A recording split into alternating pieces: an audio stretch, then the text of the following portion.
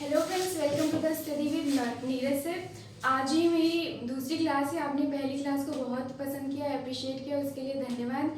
आज मैं आप लोगों के लिए बहुत अच्छे इंपॉर्टेंट क्वेश्चंस लेके आई हूँ जो बहुत इंपॉर्टेंट है, और मैं कोशिश करूँगी कि हर एक ऑप्शन का मैं आपको अच्छे से एक्सप्लेनेशन दे पाऊँ। और मैं स्टार्ट करती हूँ अपना पहला क्वेश्चन। बैक्टीरिया से होने वाला रोग कौन सा नहीं है?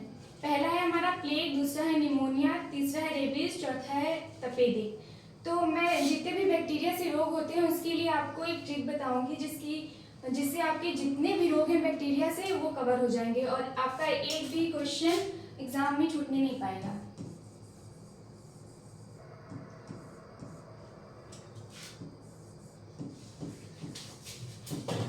तो ठीक है, पंडित का टिक न्यू है बैक्टीरिया।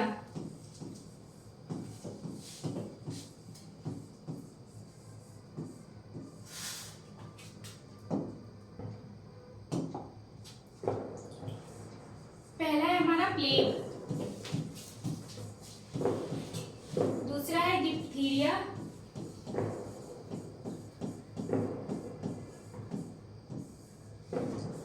तीसरा है तपेदिक, काली खांसी,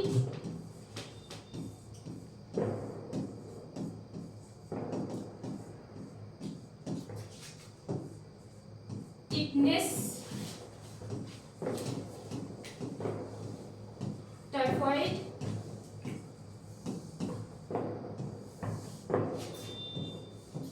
कुष्ठ रोग,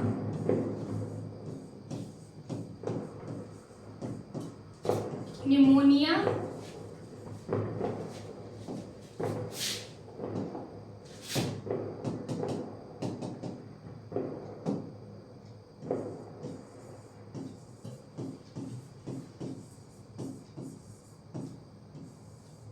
हैजा। बैक्टीरिया का मतलब है बैक्टीरिया।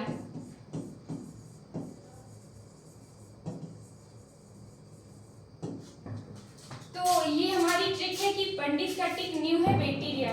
पहला है प्लेग, दूसरा है डिप्थीरिया, तपेदिक, काली खांसी, कुष्ठ रोग, टिटनेस, टाइफाइड, निमोनिया और हैजा। इसमें से ऑप्शन है हमारा प्लेग, निमोनिया, रेबीज और तपेदिक। तो रेबीज ऐसा है जो बैक्टीरिया से ना होके वायरस से होता है, तो ये हमारा सही ऑप्शन है। बाकी ये तीनों हमारे बैक्टीरिया से होते हैं। बढ़ते हैं अपने नेक्स्ट क्वेश्चन पे।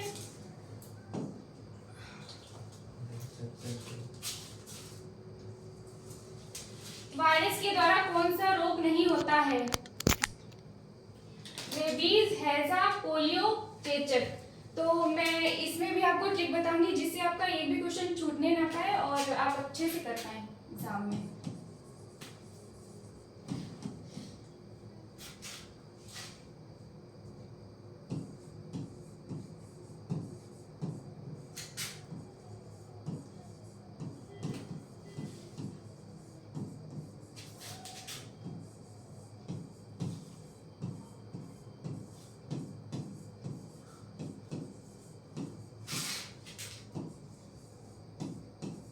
रेखा हमें हिट करके पोइचे छोड़ गई।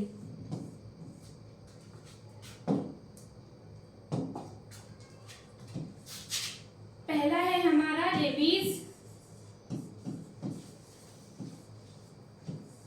दूसरा है हमारा खसरा,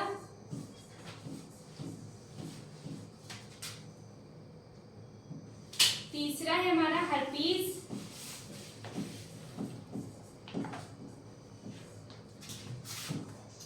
मेनिंजाइटिस,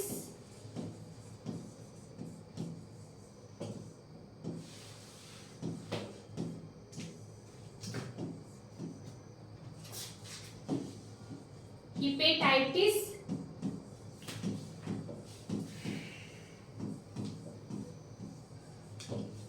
स्कोपीलिया बोलते हैं। ये सारे हमारे वायरस से होने वाले रोग हैं। चौथा है हमारा ट्रैकोमा,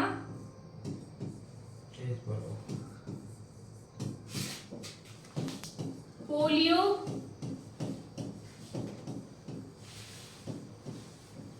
एड्स,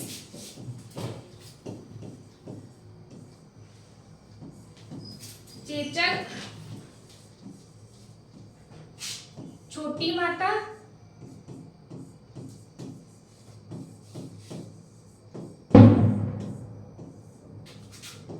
डा से डेंगू, गा से गलसुआ, ई से इन्फ्लुएंजा।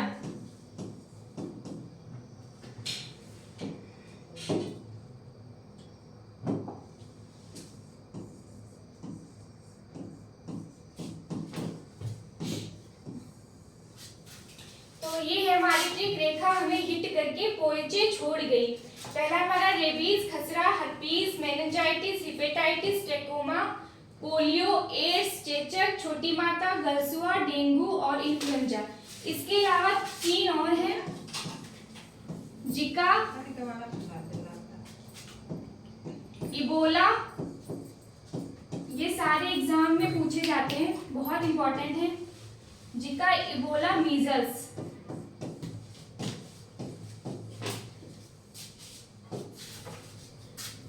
ये सारे वायरस से होने वाले रोग हैं। तो हम अपना क्वेश्चन देख लेते हैं कि वायरस के द्वारा कौन सा रोग नहीं होता है।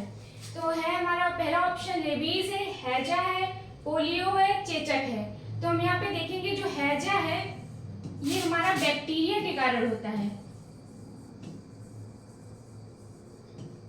तो ये हमारा राइट ऑप्शन हो जाएगा। बाकी जो 3 है ये हमारे वायरस के कारण होते हैं। तो हम देखेंगे अपना नेक्स्ट क्वेश्चन। राइबोस को कहा जाता है? पहला ऑप्शन है हमारा कोशिका का शक्तिगृह, दूसरा है कोशिका का यातायात प्रबंधक, तीसरा है प्रोटीन की फैक्ट्री, चौथा है आत्मघाती थैली। तो हमारा राइबोसोम्स के बारे में हमसे पूछा गया है, तो राइबोसोम्स को प्रोटीन की फैक्ट्री बोलते हैं। राइट ऑप्शन है हमारा प्रोटीन की फैक्ट्री। राइबोसोम को प्रोटीन की फैक्ट्री बोलते हैं, क्योंकि राइबोसोम्स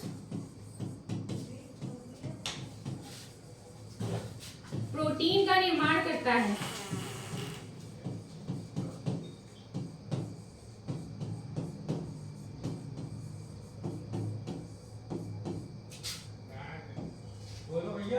राइबोसोम्स को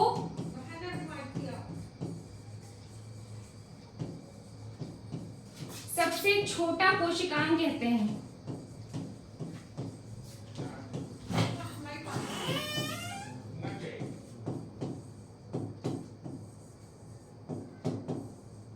इसको पैलेट कण भी कहा जाता है।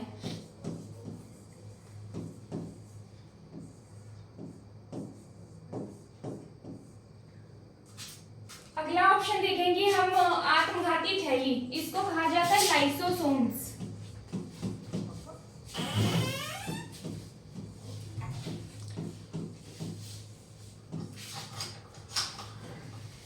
अब हम देखेंगे कोशिका का यातायात प्रबंधन, इसको कहा जाता है गोल्जी कॉय। Golgi coy. पहला ऑप्शन है हमारा कोशिका का शक्तिगृह, तो कोशिका का शक्तिगृह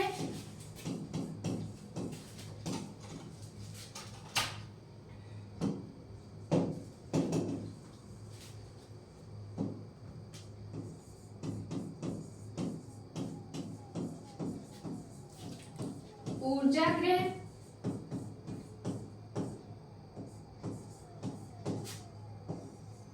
ऊर्जा की मुद्रा, ये माइटोकॉन्ड्रिया को कहते हैं।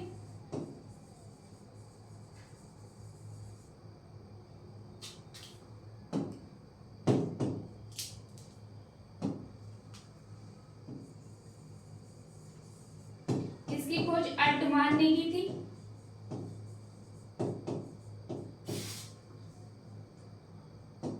माइटोकॉन्ड्रिया में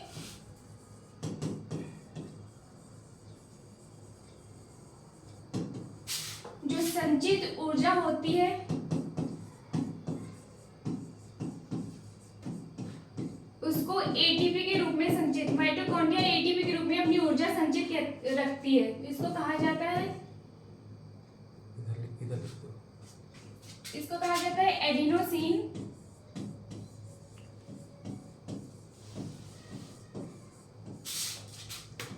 ट्राइफॉस्फेट।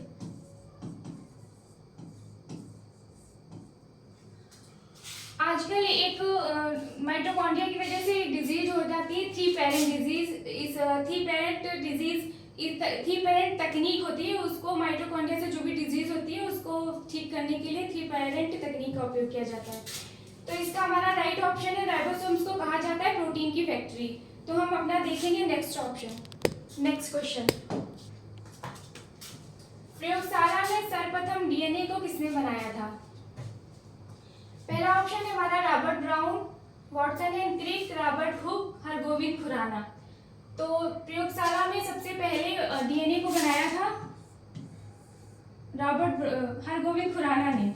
इसका सही आंसर है हरगोविंद खुराना। डीएनए, हम डीएनए के बारे में कुछ चीजें जान लेते हैं। इसका पूरा नाम होता है deoxy ribo nucleic acid.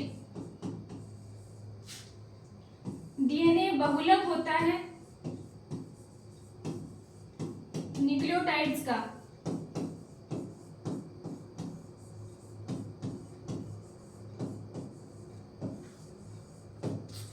DNA एक आनुवंशिक पदार्थ है जो अपने माता पिता से बच्चों में आनुवंशिक लक्षणों को पहुंचाता है।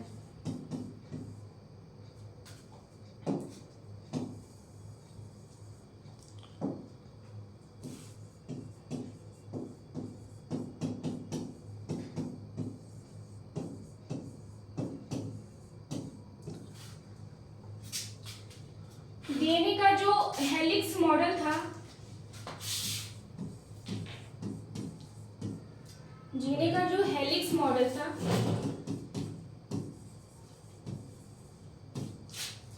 जिसको द्विगुणित मॉडल कहते हैं,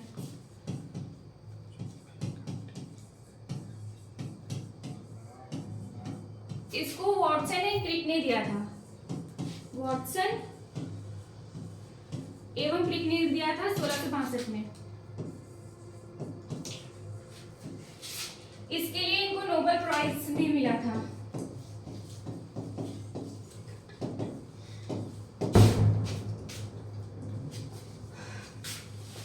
तो ये हमारा हो गया डीएनए। और इसका क्वेश्चन था कि प्रयोगशाला में सर्वप्रथम डीएनए किसने बनाया? तो हरगोविंद खुराना ने संश्लेषित करा था पहली बार डीएनए। थोड़ा इधर आरएनए और डीएनए में कौन सा नाइट्रोजन क्षारक है, क्षारक का अंतर होता है? तो हम एक बार फिर से देखेंगे कि हमारा डीएनए और आरएनए में क्या डिफरेंस होता है। डीएनए को बोलेंगे डीऑक्सी। अभी मैंने आपको नाम बताया था, फिर से मैं रिपीट कर देती हूँ।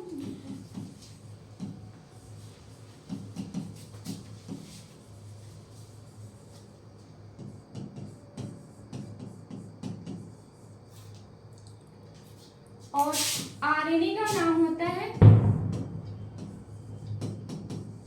Ribo nucleic acid. डीएनए में पाया जाता है एडेनिन,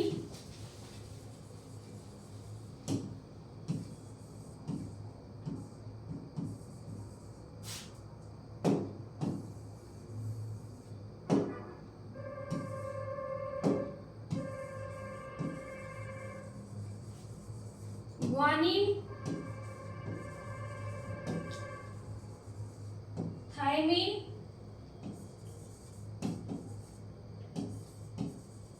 साइटोसिन। आरएनए में पाया जाता है एडेनिन,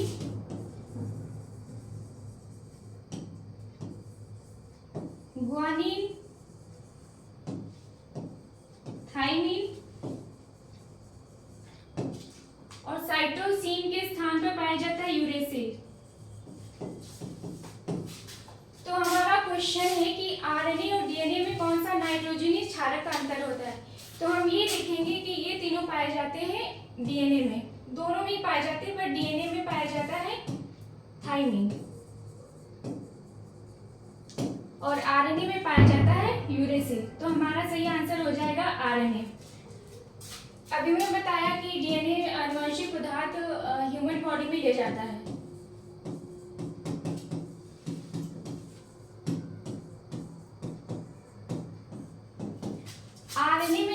आरएनए में जो आनुवंशिक पदार्थ होता है वो ले जाता है टोबैको मोज़ेक वायरस में।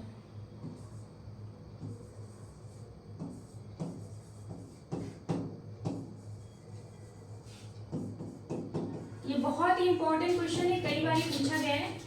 तो हम बढ़ते हैं अपने नेक्स्ट क्वेश्चन पे। छठा क्वेश्चन है हमारा कि फलों को पकाने में किस हार्मोन का उपयोग होता है। पहला है हमारा जिबरेलिन, ऑक्सिन, दूसरा है एथिलीन, तीसरा है एब्सिसिक अम्ल, चौथा है एडेनिन। तो इसका सही आंसर हो जाएगा, पहला तो हम देखते हैं जिबरेलिन और ऑक्सिन। ये मैंने दोनों इसलिए रख दिए हैं ताकि आपको याद रहे, ये वृद्धि हार्मोन है। ये पादप बेसिकली सारे पादप हार्मोन है जो पौधों में होते हैं। जिबरेलिन हार्मोन इसको वृद्धि हार्मोन कहते हैं। ये लंबाई बढ़ाता है।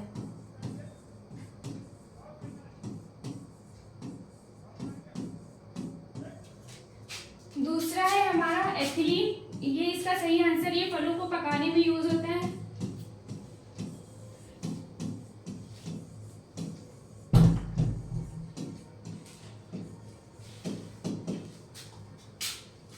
एडेनिन हमारा ये डीएनए में पाया जाता है। और तीसरा है हमारा एब्सिसिक अम्ल। एब्सिसिक अम्ल एकमात्र ऐसा पादप हार्मोन है जो वृद्धि को रोकता है। बाकी सारे कहीं ना कहीं वृद्धि को बढ़ाते हैं, पर ये एकमात्र ऐसा हार्मोन है जो वृद्धि को रोकता है, वृद्धि रोधक हार्मोन है। तो कई बार ये एग्जाम में पूछा भी गया है, तो ये भी बहुत इंपॉर्टेंट है क्वेश्चन।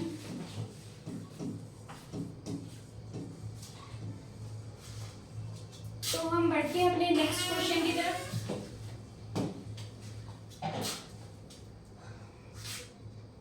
छठा क्वेश्चन है कि शक्ति को पहचानिए।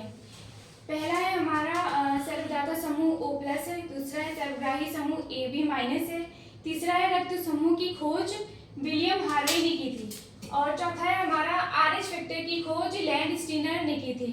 कभी कभी ये सारे ऑप्शन हमें चारों सही लग रहे हैं। अगर मैं यहाँ पे उपयुक्त लिख दूं तो 80% बच्चे सारा उपयुक्त सभी लगा के आएंगे।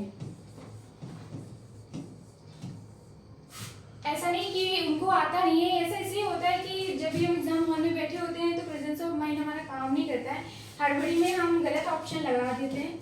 तो मैं यहाँ पे बताती हूँ आपको।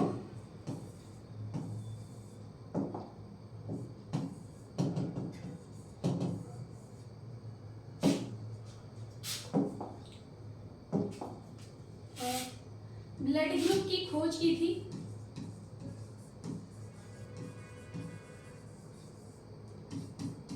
कार्ल लैंडस्टीनर ने।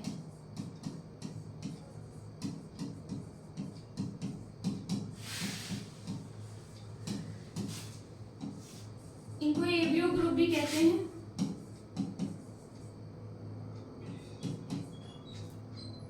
ब्लड ग्रुप का जो पता होता है, मतलब ब्लड ग्रुप का पता हमें एंटीजन के बेस पे होता है कि किस ह्यूमन के अंदर कौन सा ब्लड ग्रुप है, वो हमें एंटीजन की वजह से पता चलता है।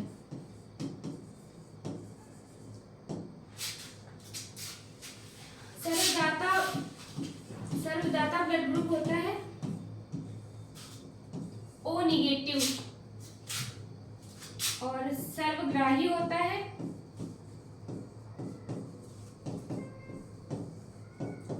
A B positive. तो हम देखेंगे यहाँ पे हमारा दिया है कि सर्वदाता समूह ओ पॉजिटिव, तो ये हमारा गलत हो जाएगा, ओ निगेटिव होता है। यहाँ पे दिया गया सर्वग्राही समूह ए बी माइनस है, तो ये भी हमारा गलत होगा, यहाँ पे होगा ए बी प्लस। यहाँ पे दिया गया कि रक्त समूह की खोज विलियम हार्वे ने की थी, तो ये भी हमारा गलत है, यहाँ पे रक्त समूह की खोज की थी कार्ल एंड स्टीनर ने।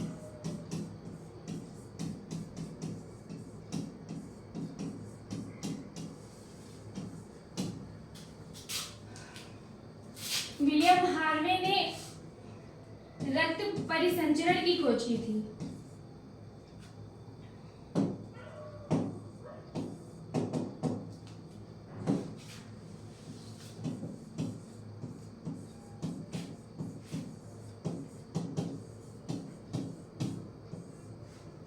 और यहाँ पे दिया गया है आरएच फैक्टर, आरएच फैक्टर की खोज लैंड, स्टीनर और वीनर ने की थी, ये सही है हमारा। RH factor land, Steiner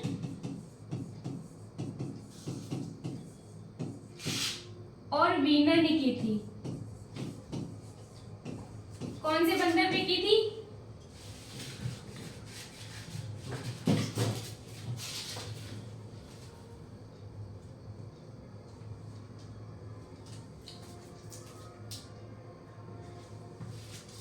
Rhesus नामक बंदर पर की थी। तो ये रहा हमारा ब्लड से रिलेटेड कुछ क्वेश्चंस है, जिनको आप अच्छी तरह से देख लें और समझ लें। हम बढ़ते हैं अपने नेक्स्ट क्वेश्चन पे। यहाँ पे है हमारा अगला क्वेश्चन कि पनीर के निर्माण में निम्न सूक्ष्म जीव का योगदान होता है। तो हम पहला देखेंगे स्ट्रेप्टोकोकस, कोकस, एसिटिक एसिड जीवाणु, लैक्टिक एसिड जीवाणु, बैसिलस जीवाणु। तो इसका सही आंसर हो जाएगा लैक्टिक एसिड जीवाणु। होता क्या है कि जो हमारा पनीर होता है वो बनता तो मिल्क से ही, उसमें बैक्टीरिया और फर्मेंटेशन की वजह से। तो मिल्क जो है, मिल्क में शुगर पाई जाती है,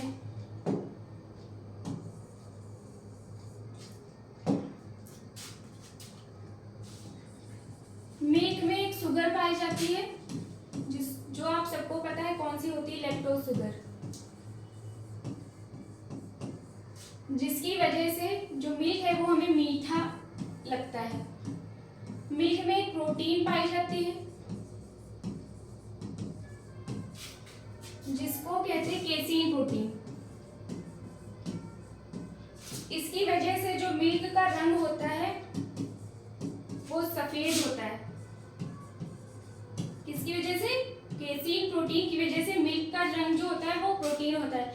कभी कभी हमारे एग्जाम में ये भी पूछ लेते हैं कि दूध से दही किस बैक्टीरिया की वजह से बनाया जाता है। तो कई बार पूछा भी गया है दूध से दही। तो इसमें दूध से दही बनने में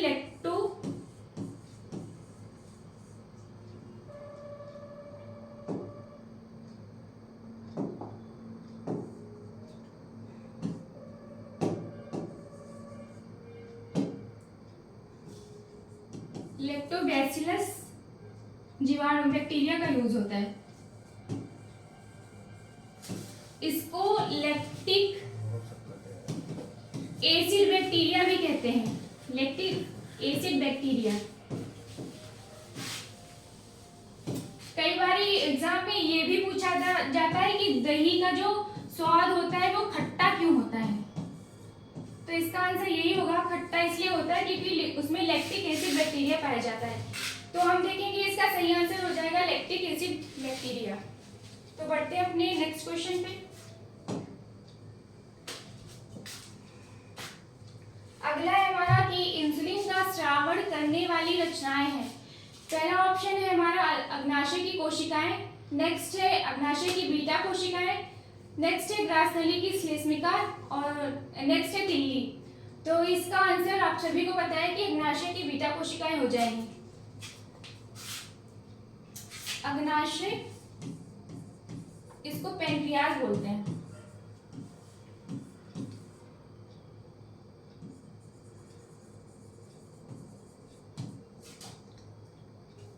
ये सबसे सबसे बड़ी मिश्रित ग्रंथि है।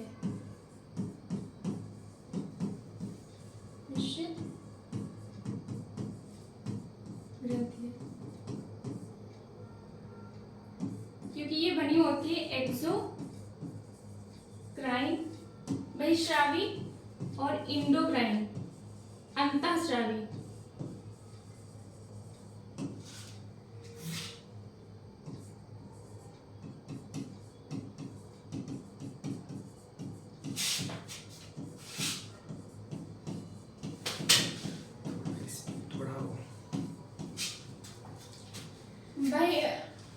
बहिस्रावी से एंजाइम स्रावित होते हैं, अंतःस्रावी से हार्मोन स्रावित होते हैं।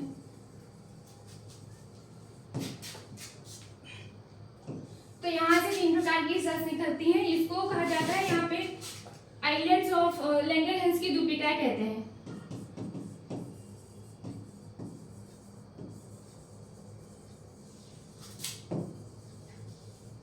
इसको कहते हैं लैंगरहैंस की दूपिकाएं।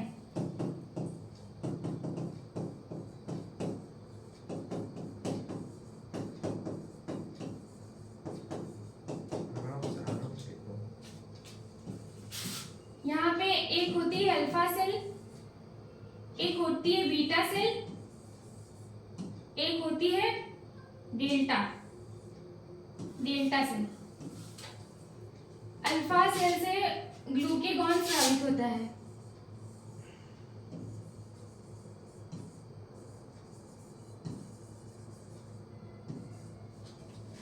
बीटा सेल से इंसुलिन स्रावित होता है।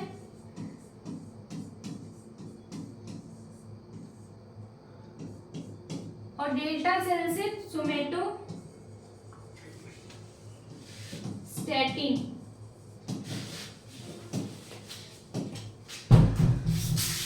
तो इसका सही आंसर हो जाएगा अग्नाशय की बीटा कोशिकाएं, वहां से इंसुलिन स्रावित होता है। तो ये मैंने आपको एक्सप्लेन कर दिया है, बहुत ही इंपॉर्टेंट है। इसमें सिर्फ एक क्वेश्चन ही होता है कि इसमें बहुत सारे क्वेश्चंस हैं, मैं आपको समझाने की कोशिश करती हूँ, होपफुली आपको समझ भी आएगा। बढ़ते हैं अपने नेक्स्ट क्वेश्चन में।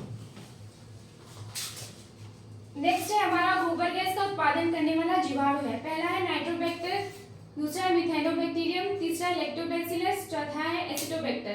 तो इसका सही आंसर हो जाएगा मिथेनोबैक्टीरियम। बढ़ते हैं नेक्स्ट पे। कोशिका की खोज किसने की थी? यहाँ पे लिखा है कोशिका की खोज किसने की थी। तो हम पहला ऑप्शन है हमारा रॉबर्ट ब्राउन, दूसरा है रॉबर्ट हुक, तीसरा है स्लाइडेनसॉन, चौथा है अल्टमान। तो इसका जो पहला ऑप्शन हम देखते हैं, इसका रॉबर्ट ब्राउन ने करी थी केंद्रक की खोज। न्यूक्लियस कहते हैं इसको।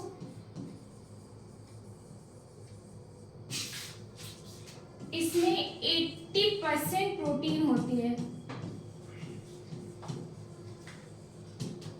और 10% डीएनए होता है। नेक्स्ट है हमारा रॉबर्ट हुक, इन्होंने कोशिका की खोज करी थी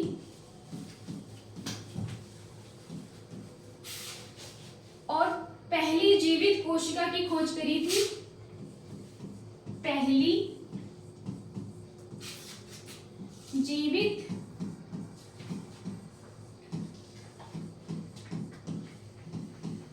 कोशिका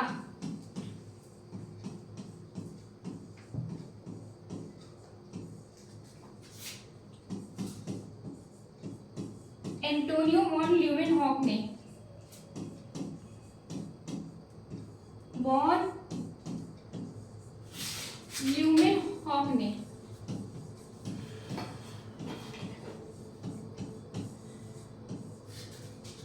तो हम देखेंगे हमारी ये सारे एग्जाम बेस्ड क्वेश्चन है और कई एग्जामों में पूछे भी गए। तो एक क्वेश्चन आता है कि सबसे छोटी कोशिका कौन सी होती है? सबसे छोटी कोशिका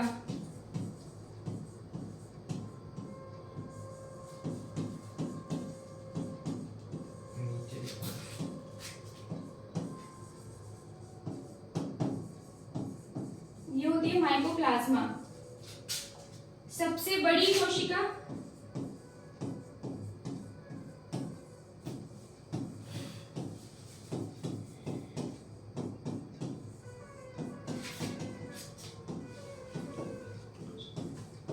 शुतुरमुर्ग का अंडा।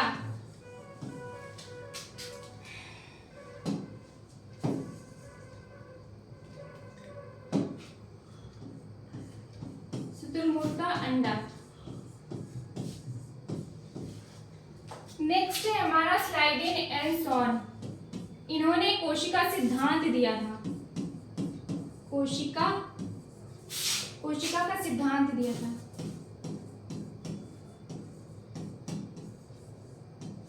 अगला है हमारा अल्टमान। इन्होंने माइटोकॉन्ड्रिया की खोज की थी।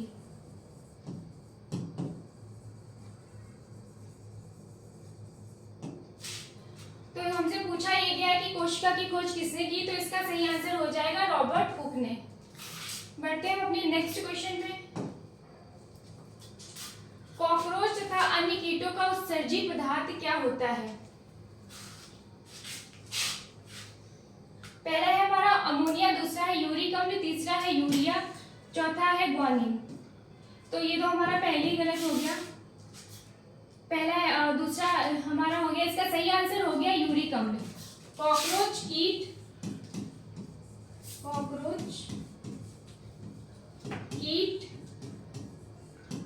पक्षी, इनमें यूरिक अम्ल पाया जाता है।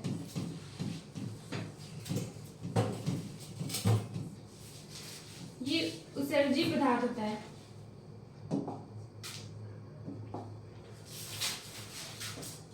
और अगला है हमारा अमीबा और पैरामीशियम।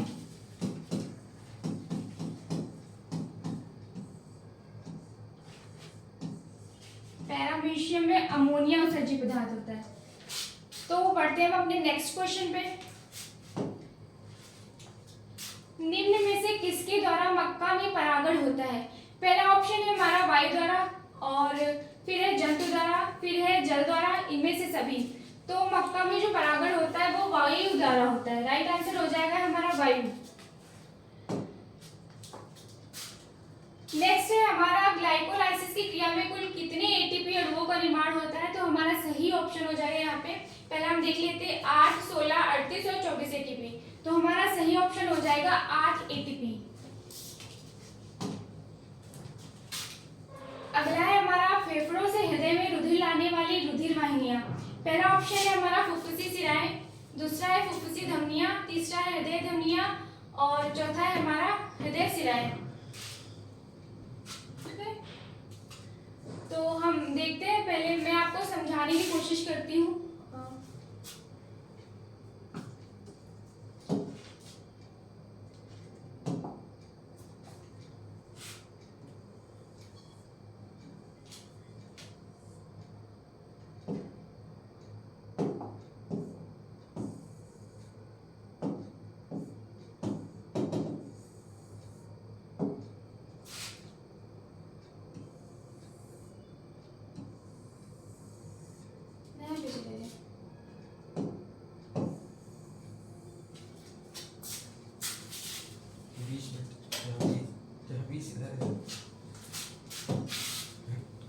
जहाँ 20-58 मीटर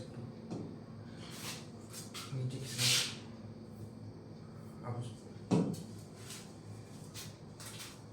तो हम देखेंगे यहाँ पे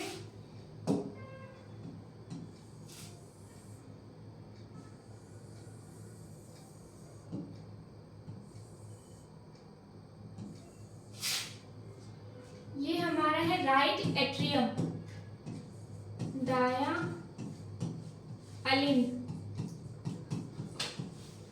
ये हमारा लेफ्ट एट्रियम, बाया अलिन।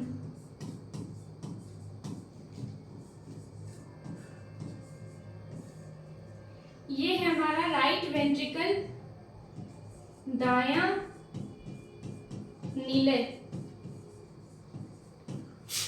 ये है हमारा लेफ्ट वेंट्रिकल, बाया नीले। ये है ह्यूमन बॉडी,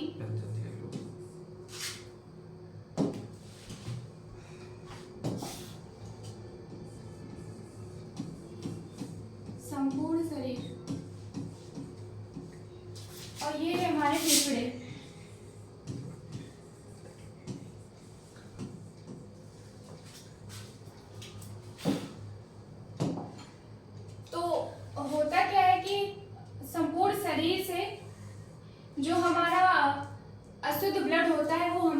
जाता है हमारे दाएं अलिंद में। ये जो अशुद्ध रुधिर होता है, अशुद्ध रुधिर जाता है हमारे दाएं अलिंद में, दाएं अलिंद से जाता है दाएं नीले में, फिर यहाँ से दाएं नीले से होके ये जाता है फेफड़ों के पास। ये जो भी प्रोसेस चल रहा है ये अशुद्ध रुधिर का है। पहले वो हमारे दाएं अलिंद में आएगा, फिर दाएं नीले में आएगा, फिर दाएं नीले से होते हुए फेफड़ों में जाएगा। ये होता है हमारा अशुद्ध ब्लड।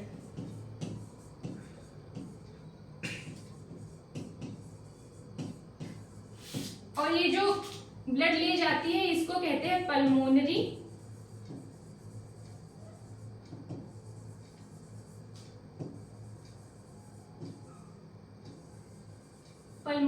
आर्टरी।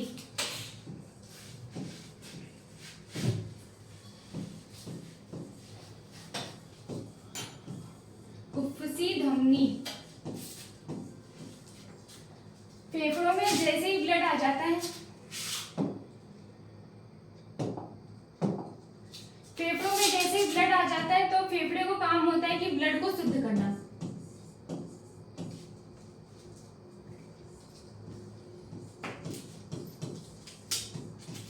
तो यहाँ से फेफड़े ऑक्सीजनेटेड ब्लड को ले जाते हैं हमारे बाएं अलिंद में। ये शुद्ध रुधिर को ले जाते हैं बाएं अलिंद से, लाते हैं बाएं नीले में, और फिर ये बाएं नीले से होते हुए ले जाते हैं हमारी संपूर्ण बॉडी को, ये शुद्ध रुधिर करते हैं। और ये जो सारा प्रोसेस होता है वो होता है पल्मोनरी वेन के द्वारा।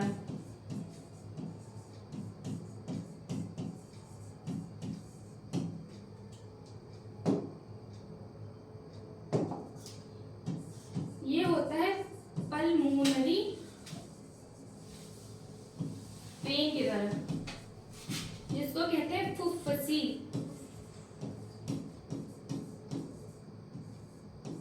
सिरा। तो मैं एक बार फिर से बता देती हूँ, संपूर्ण शरीर में जो भी अशुद्ध रुधिर हो जाता है उसको वो पहले जाता है हमारे दाएं अलिंद में, फिर वहां से दाएं नीले में, फिर वहां से वो जाता है फेफड़ों में। ये सारा अशुद्ध रुधिर हो जाता है। ये जो प्रोसेस होता है वो फुफ्फुसी धमनी करती है, जिसको कहते हैं पल्मोनरी वेन। तो यहाँ पे होता है क्या है, हमसे क्वेश्चन पूछा गया था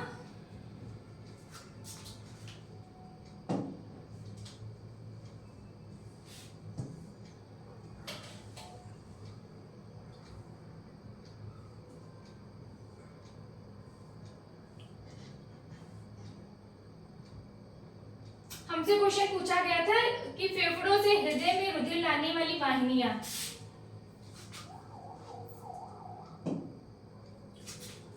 पूछा गया था हमसे फेफड़ों से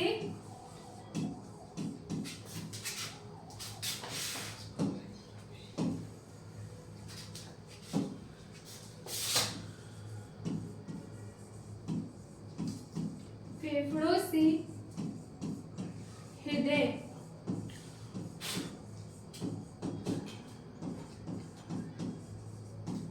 रुधिर लाने वाली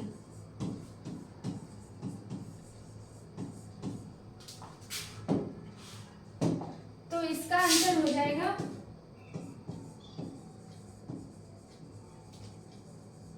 यहाँ पे हम देखेंगे फेफड़ों से हृदय में कौन सी फेफड़ों से हृदय में जो ब्लड ले जाती है इसको कहते हैं पल्मोनरी वेन, क्योंकि ये शुद्ध रुधिर ले जाती है, शुद्ध रुधिर को।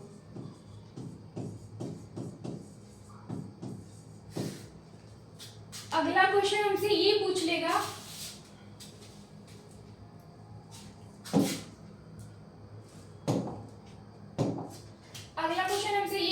कि हृदय से फेफड़ों में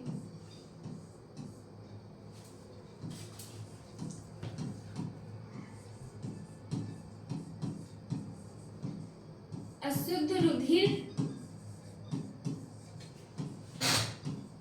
कौन ले जाता है?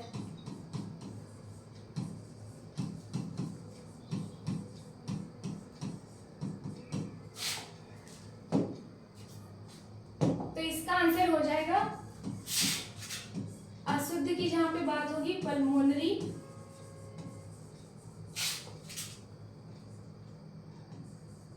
आर्टरी, फुफ्फुसी धमनी।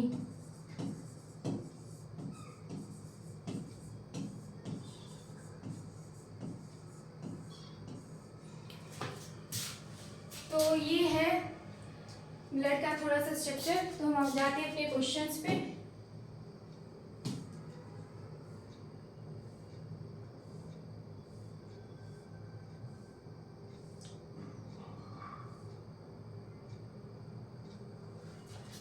तो हमारा सही आंसर हो जाएगा, इसमें पूछा गया कि फेफड़ों से हृदय में रुधिर लाने वाली वाहिनी कौन सी है। फेफड़ों से हृदय में, तो यहाँ पे इसका आंसर हो जाएगा फुफ्फुसी शिराएं।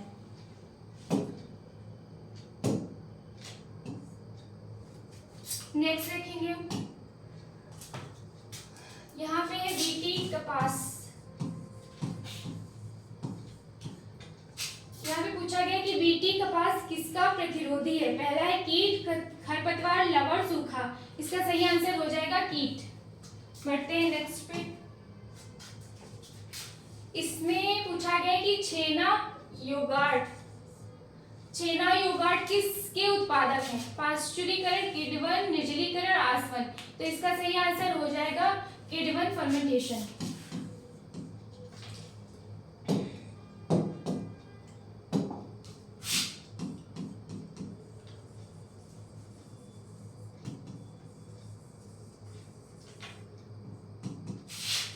नेक्स्ट देखते हैं अपना।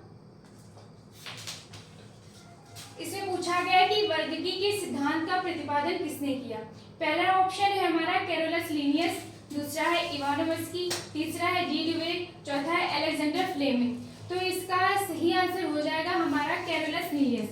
वर्गीकी का प्रतिपादन किया कैरोलस लीनियस ने। इन्होंने द्विनाम पद्धति दी थी, द्विनाम पद्धति। इवानोव्स्की ने वायरस की खोज करी थी, डी ड्यूवे ने लाइसोसोम्स की, लाइसोसोम।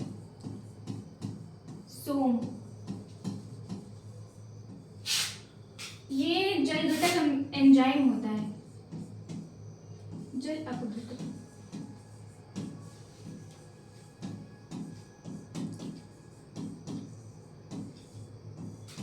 इसको आत्महत्या की थैली बोलते हैं।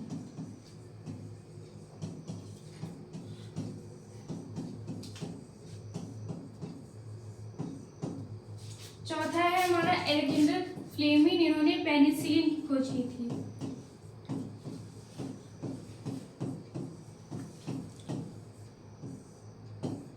तो ये है हमारा आज का सेशन।